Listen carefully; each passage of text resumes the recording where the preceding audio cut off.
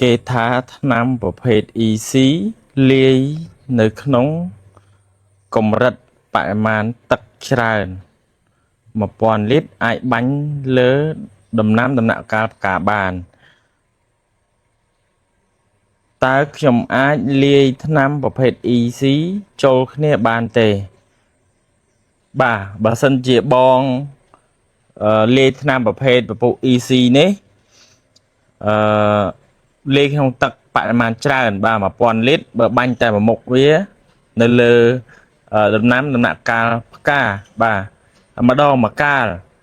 ហើយបាញ់នៅក្នុងពេលមេឃត្រជាក់ឬក៏អាកាសធាតុបាទនៅក្នុងរដូវវស្សាបែបហ្នឹងឬក៏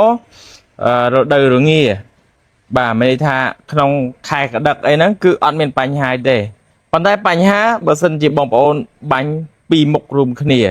បាទប្រើប្រភេទពពុះ EC ហើយបូកជាមួយនឹង EC មួយទៀតបាទដោយសារ EC គឺអក្សរកាត់ខាងចុងនេះគឺមានទៅលើថ្នាំច្រើនមែនតើបាទមិនថាពពុះកម្ចាត់តកូវឬក៏សត្វល្អិតអញ្ចឹងបើសិនជាបងប្អូន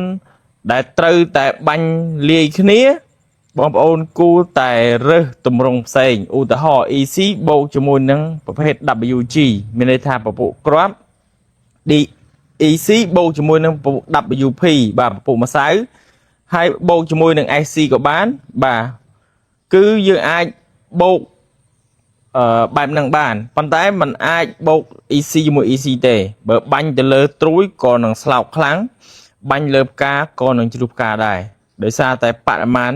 ថ្នាំគឺ2បូកបញ្ចូលគ្នាអញ្ចឹងក្តៅខ្លាំងមែនតើហើយមួយទៀតប្រេងដោយសារតែ EC ចម្រាញ់គេប្រើសារធាតុប្រេងដើម្បីបំបែកវាអញ្ចឹងរំលាយវាអញ្ចឹងវាអត់រលាយលើទឹកទេអញ្ចឹងតើប្រើប្រេងអញ្ចឹងពេលខ្លះប្រេងវាអត់ចាប់គ្នាទេអញ្ចឹងវាធ្វើឲ្យមានការប្រតិកម្មកកដុំដែរ